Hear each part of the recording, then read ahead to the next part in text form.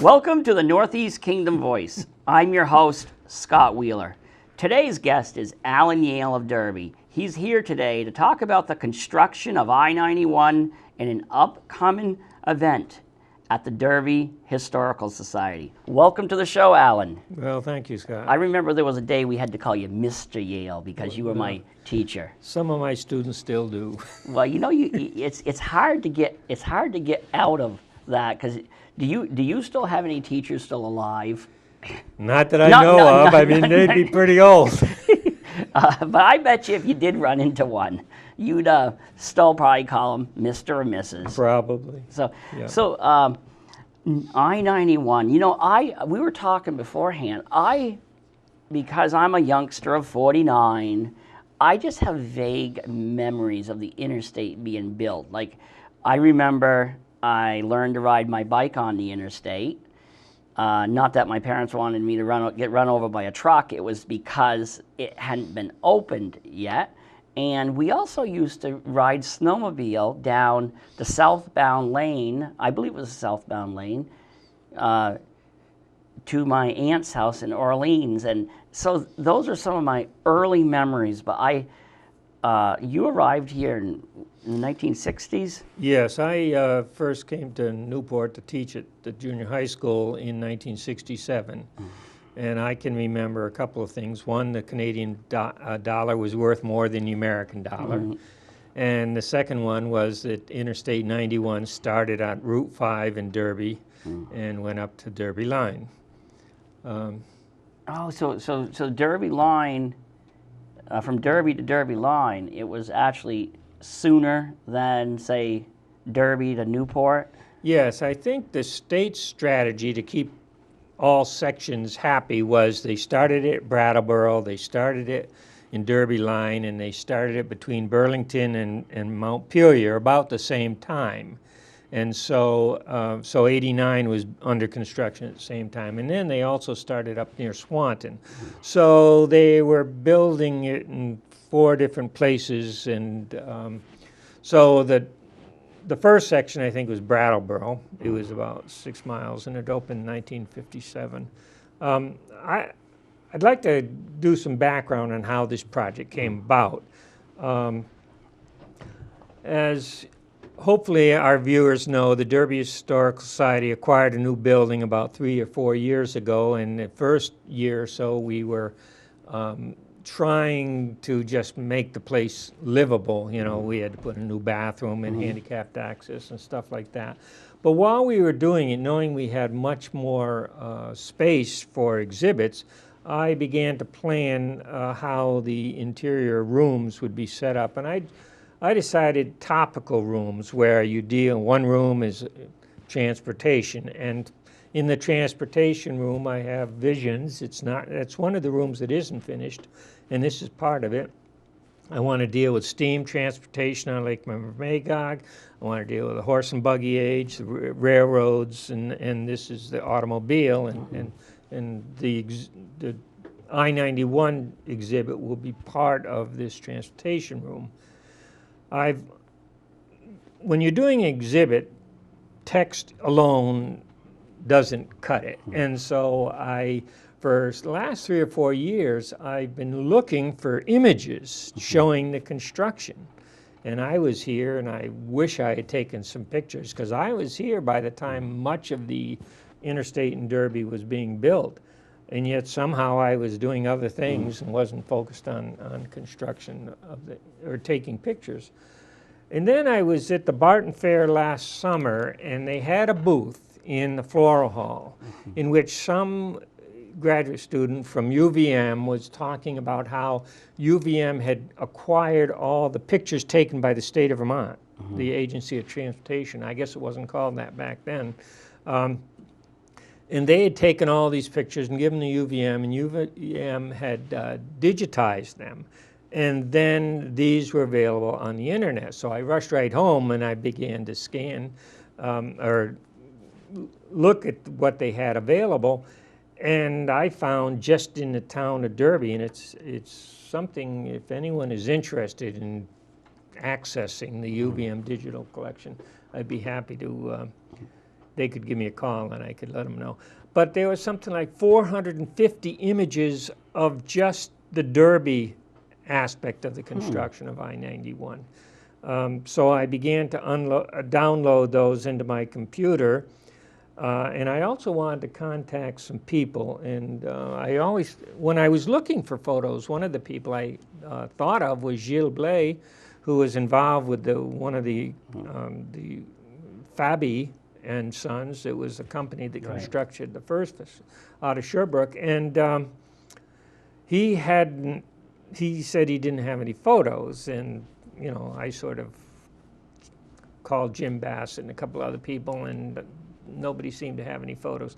But once I found this trove of photos, I decided it's time to get this exhibit together. And so one of the things I went is to the town land records, because obviously when you construct a highway, you have to take land. Right. And so I could find all the people involved in having land taken for the highway.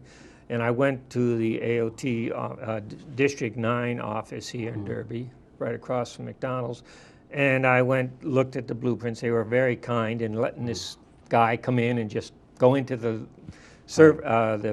blueprint room and set up his computer and look at these blueprints. And I must have looked at each pack of blueprints is probably 8 or 10 or 12, 20 pages, 40 pages, you know, each packet. And I must have looked through, 20 or 30 packets. And that gave me a visual idea, and it showed me where the land was of, say, Charlie Hitchcock or Stanley Wilson. You know, they're people who gave up large amounts of land. And that wasn't always, they were not always happy about it either. Well, that's what I understand. It's one part of research I haven't done. I heard that from one person who said that she had been on a jury that dealt with controversies over the taking of land. And so I haven't gone to the Orleans County Courthouse to see if I can find records of... Well, I know one person who battled them. He's still alive, because I did a story on him a couple, probably, I think last year, is Roy and Shirley Davis. Yeah, they were right up at the top. Right. That was back in probably 1960. Right, and because when the interstate was being laid out, it took away some of their prime land, and you know, they didn't dispute whether the interstate was a good thing or not, but they really didn't like the course of the interstate, because it was going to take out such a chunk of prime land, and in the long run, at least, depends on how you look at it, they lost the battle. I think they were compensated, but not nearly as much. Well, it's an interesting issue. I actually have a chart here showing all the land taken and how much was paid and stuff like that.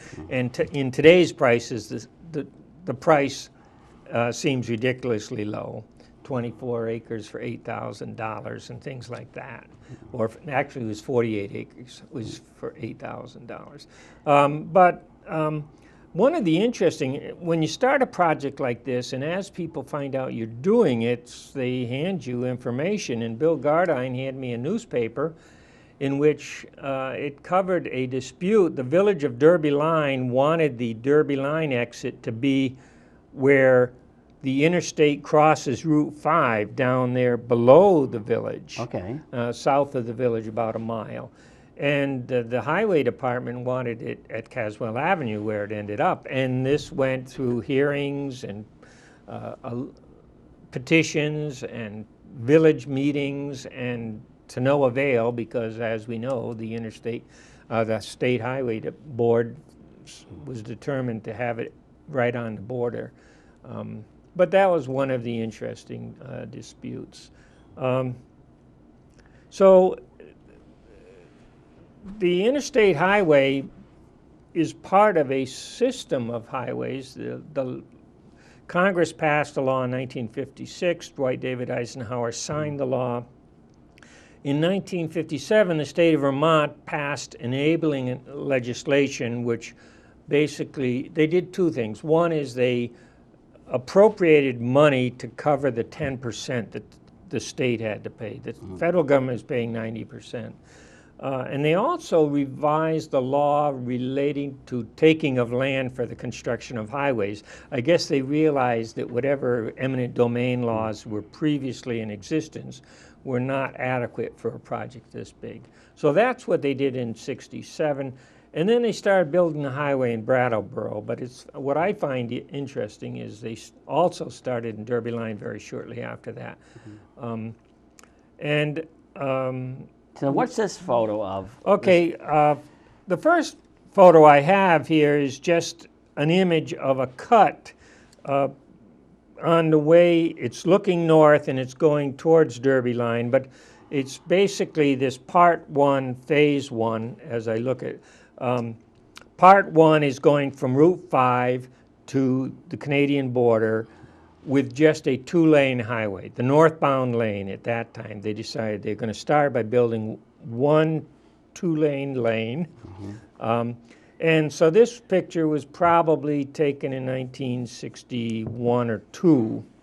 One thing that I discovered in doing my research was in the town clerk's office, when you finish a project and want to make it legal for traffic to go on it, you have to file a notice to the town clerk. And I found out that in 1963, they authorized the travel from the Beebe Road, near where, all the way to Derby Line. So, and they had some temporary ramps for that 1 year. And then in 1964, they finished it all the way down to Route 5, near where Shaw's is right now, and the Roasters.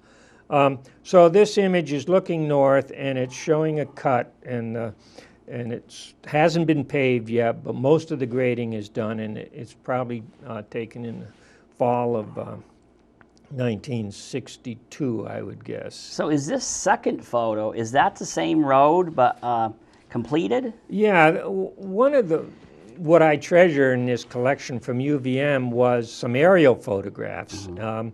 One of the things they had to do to plan a highway was to fly over it and get photographs and see what they're going with. They also had surveyors on the ground. But this second photograph shows the northbound lane when it was used as a two-lane highway, and it intersects. The photo's looking south, and it's coming to a dead end right at Route 5, between the Elks Club and Roasters, say. So that road there doesn't take you to Canada, or it did? Oh, it did. It did Okay. take you to Canada. Okay. It went from Route 5 in Derby all the way north. Okay, so to it started Canada. at Route 5. Okay. Yeah, although this end was finished. They actually started at the Canadian border constructing, and they got to the Beebe Road and opened it one fall, and then the next fall they opened it at Route 5. And then they basically, that was the end of that particular project. And it was 3 years later before they actually began to acquire land to continue the project south. You know, you mentioned a two-lane road, and I've see how good my memory is. This is off of the interstate a little bit. Down Route 5, was there a portion of Route 5 down by the ledges? Did there used to be two lanes there down? I'm sure there was, yeah. That blasting and widening that was since I moved here in '67. Because I seem to think there was, because as I said, I'm 49, so I'm right on the cusp of all of this. Now, how come, we don't want to give away everything that's coming. Now, when is your talk at the Historical Society? It's April 27th, Sunday, at the museum in Derby Center, and it starts at 2 o'clock. Right. Now, how come this interstate went through versus the Green Mountain Parkway, which was going to be another big project, but it was kind of shot down? Well, probably a couple things. In the 1930s, the Vermonters were first of all, the Green Mountain Parkway was not part of a national system. Right. It was more or less a WPA make work type project. And it was going to go through the very tops of the Green Mountains. So in a way, it would never have even been brought up in the current attitude where we should keep our higher elevations free of development, except ski resorts. This was one of the interesting things. Eisenhower, as a young lieutenant, was involved in crossing the United States. I think it was 19-teens or 20s. And he found how difficult it was to cross, most of the country. The roads were dirt. And so that one experience. Then during World War II, he noticed the advantage the Germans had with the Autobahn, which is an interstate type of high-speed highway. And he recognized that they had a logistical advantage having a high-speed highway, that they could move military personnel and equipment at very high speed. And so when he came back and became president, I think he said the United States needs to have a system. Although I suspect that the military aspect is overplayed, and that it basically, the Congress will only spend money for defense. They won't spend money for other things sometimes. And so by giving it the national defense highway, that helped it get through Congress. But I don't think we've used it very much for tanks going up the highway lately. But the ironic thing, though, is the ongoing debate, I believe is still ongoing, is the use of the interstate for oversized trucks.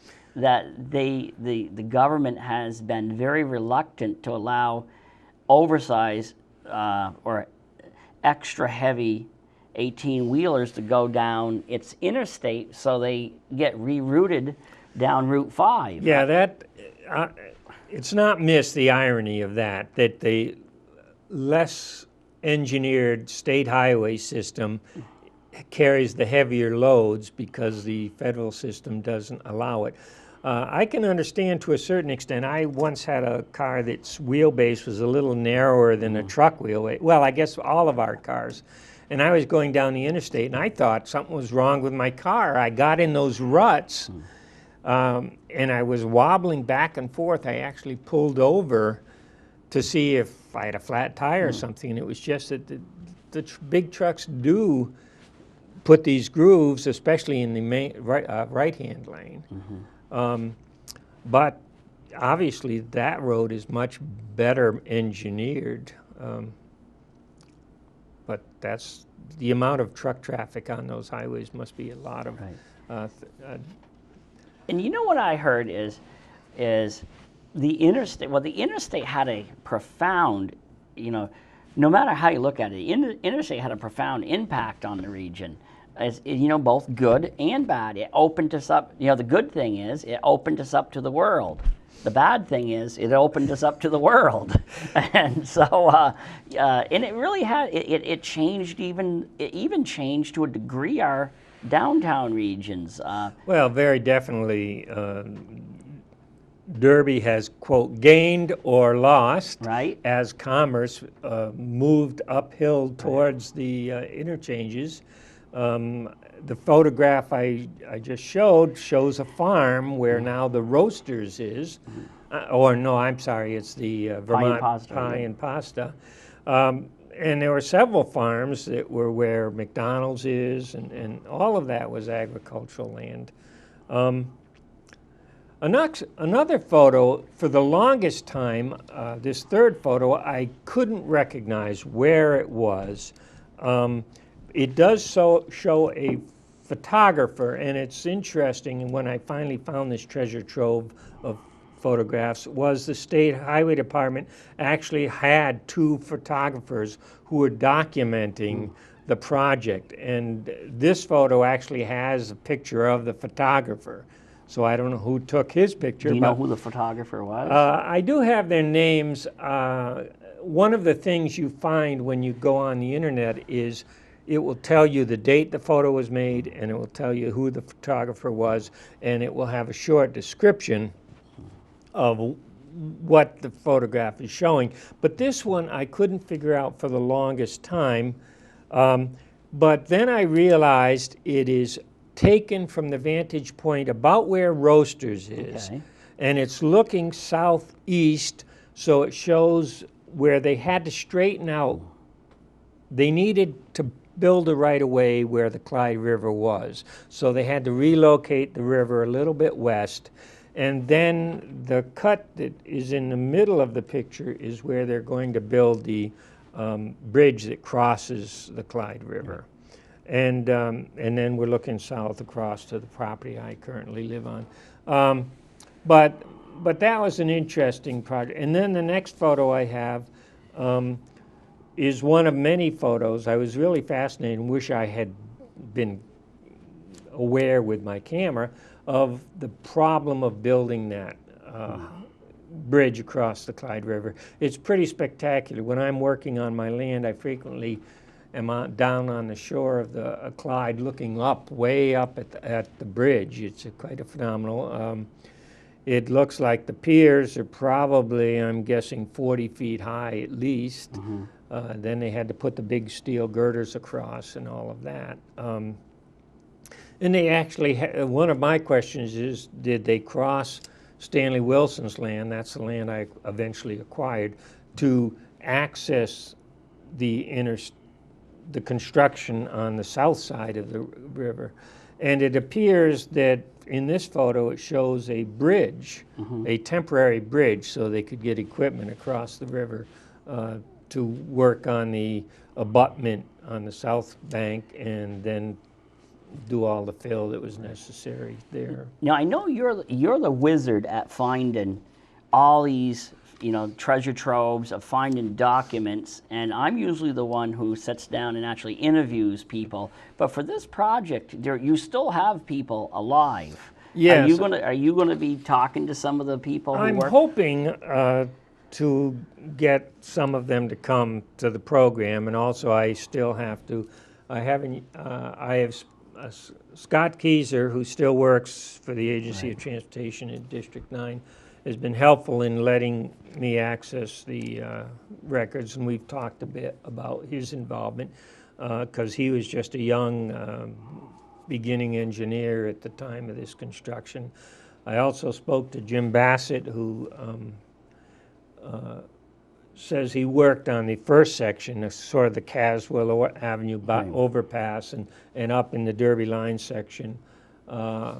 David Sargent, who now lives in Orleans, well, the town of Barton, said that he was an assistant and eventually inherited the construction, the southern section, the section that started in 1967 and went until 1972. He was involved in that. And the one person I still hope to contact is Gilles Blais, who worked for this Sherbrooke company that was involved in the construction of Part 1. It seems to me, another memory is, I believe there was a rock crushing plant up near what is now, well, at the foot of the, I think it was off of maybe the Schuler Road or yeah, I believe so. Or maybe the Citizens Road or somewhere in there. Right up there. There are several photographs. When you read the narrative attached to the photograph, it mentions the rock crushing plant. Actually, come to think about it, I think it was off of what is now the Citizens Road. But I'm stretching. It could be over near Trevor Evans's pit there too. But the Citizens Road, I suspect, was a continuation of what is now Schuler Road, and Schuler Road hooked on to the I-191, and Citizens Road got cut off, or right, because Citizens was one of the landowners who lost maybe 20 or so acres in the construction of that interchange right in there. Another interesting thing was the photographers documented each of the lands before it was taken. So that I assume for an evaluation of what the forest was worth, what the land and buildings were worth. And so we have a good collection of photographs, I think about 38 photographs showing what the land looked like before the highway went through and cut through. Okay, you get one more photo. Well, there were several photographs that I was interested in that just have the equipment. You know, there's compressors used for drilling the rock ledge that had to be blasted. This picture happens to be a bulldozer moving some riprap. There are pictures of big payloaders filling up dump trucks and stuff like that. Special equipment for smoothing the gravel roadbed before it gets paved, and rollers for that.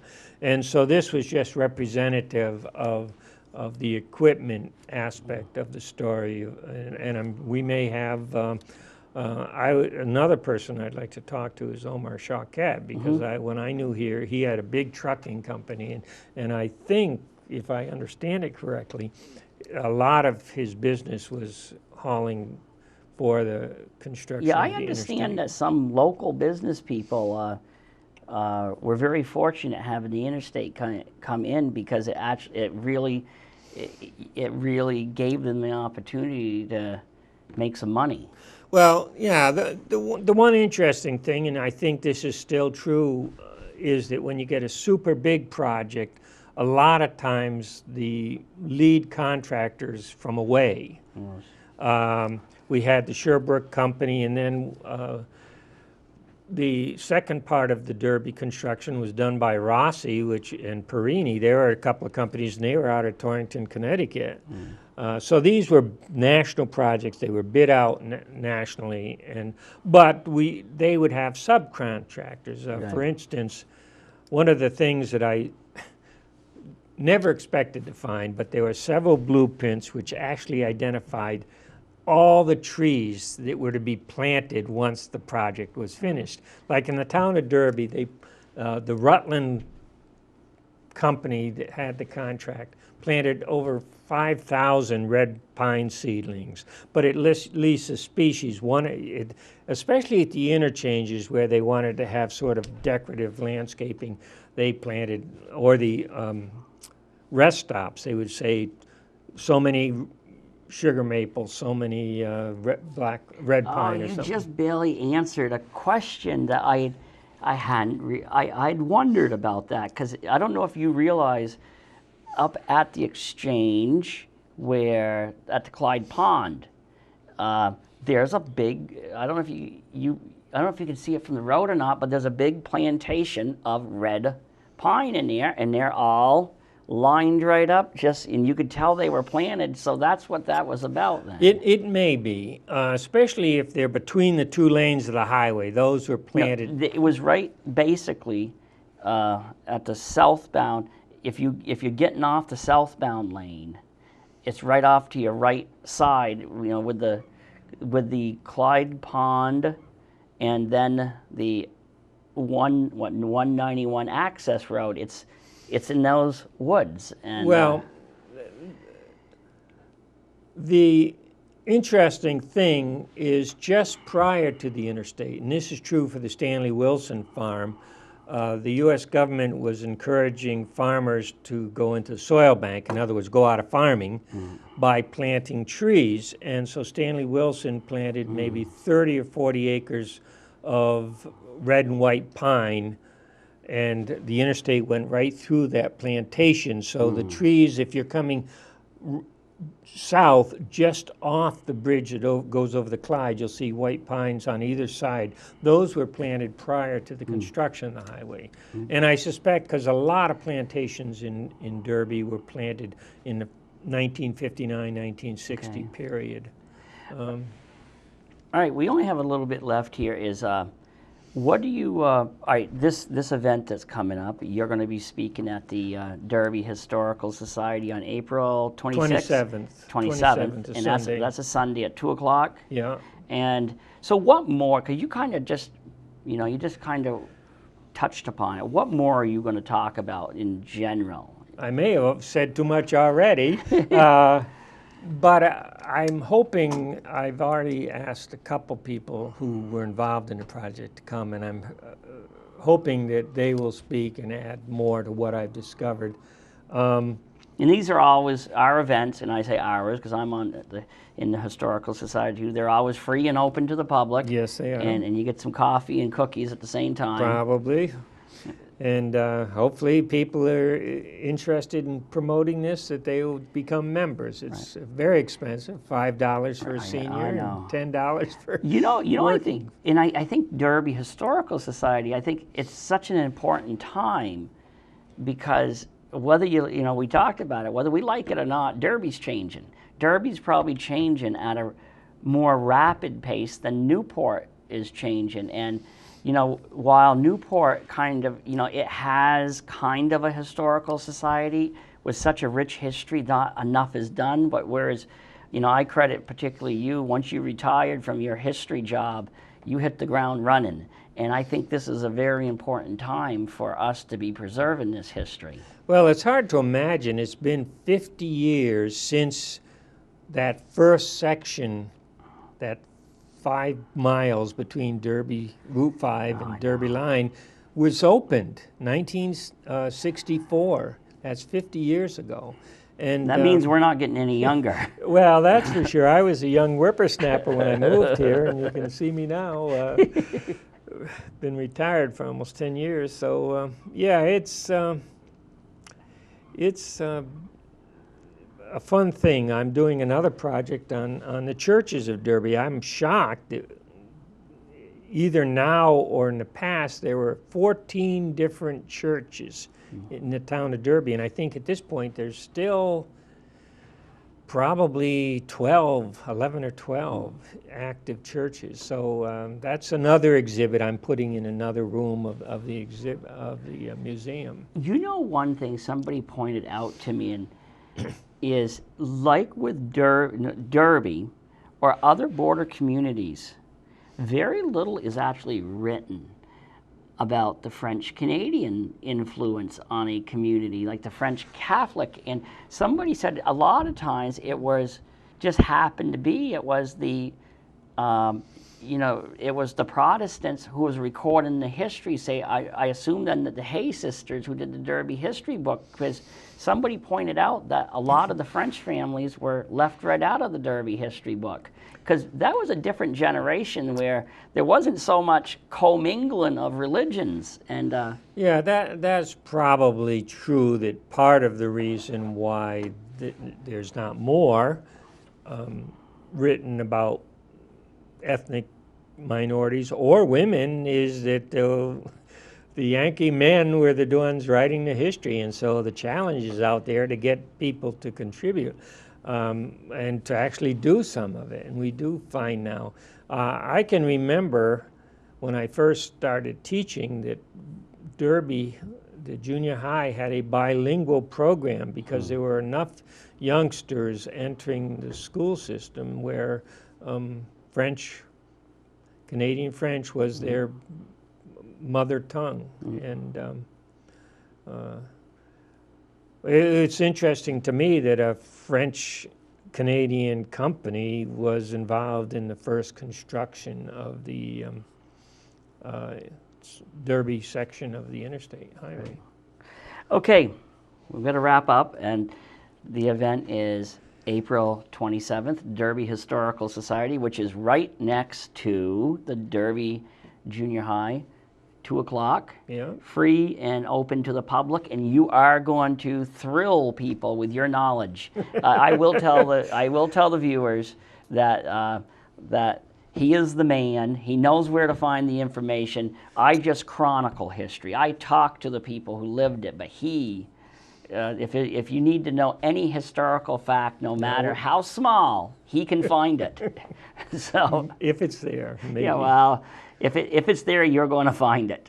You and Gregory Sanford, the former state archivist, even though he has a few inches on you, and including on his beard, which goes down to about his waist. All the way around, Craig is a lot larger individual. He's larger Bigger than than life. In closing, I'll say his favorite thing to say is, and it was a badge of honor, and I bet you it will be in his obituary, because he's about, I think, 6'6", 6'7", a beard down to his waist, and hair just as long. A reporter once said he was a combination between Jerry Garcia and Bigfoot, and he kind of liked that description. Okay, I will. I hope to be able to make the event, but as you know, I seem to spend my weekends visiting my sons who live in Maine, and I have my first grandkid on the way. All right. So, all right. Well, thank you for coming on the show. You're welcome. And thank you to the viewers for tuning in to another segment of the Northeast Kingdom Voice.